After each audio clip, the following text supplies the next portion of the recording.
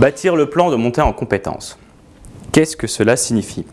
Tout simplement, mettre en place une stratégie pour développer votre collaborateur afin qu'il puisse assurer ses missions en toute autonomie. Ce que l'on souhaite, c'est qu'il apprenne un métier et qu'il soit opérationnel au plus vite, mais dans des bonnes conditions. Pour ce faire, dans un premier temps, clarifiez les missions. Posez-vous la question, quelles seront ses tâches? Que sera-t-il amené à faire?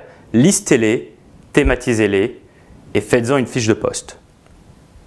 Deuxièmement, une fois que les missions sont clarifiées, identifiez les compétences nécessaires à mobiliser pour assurer justement ces missions. Qu'est-ce qu'une compétence?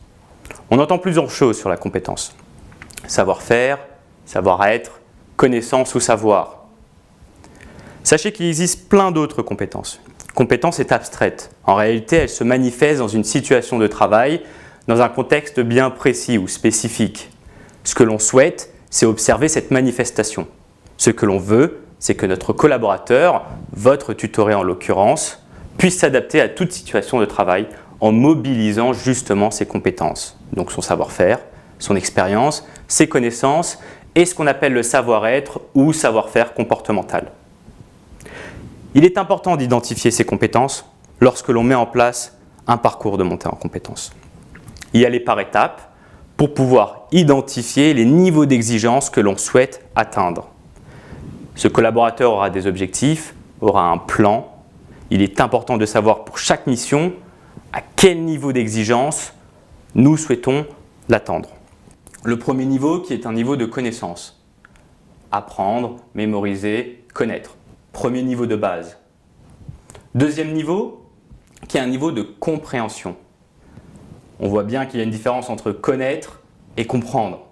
Troisième niveau, l'application. Est-ce qu'on est en mesure de mettre en pratique ce que l'on sait ou ce que l'on comprend? Nous sommes dans un troisième niveau d'exigence, un troisième niveau de difficulté. Quatrième niveau, que l'on peut intégrer avec le cinquième et le sixième, qui sont plutôt des niveaux de maîtrise, qui est d'ordre de l'analyse, de la synthèse et de l'évaluation.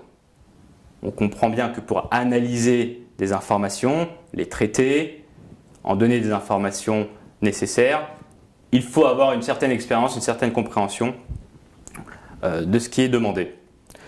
Donc posez-vous cette question. Pour chaque mission, pour chaque tâche, où est-ce que je souhaite situer mon collaborateur?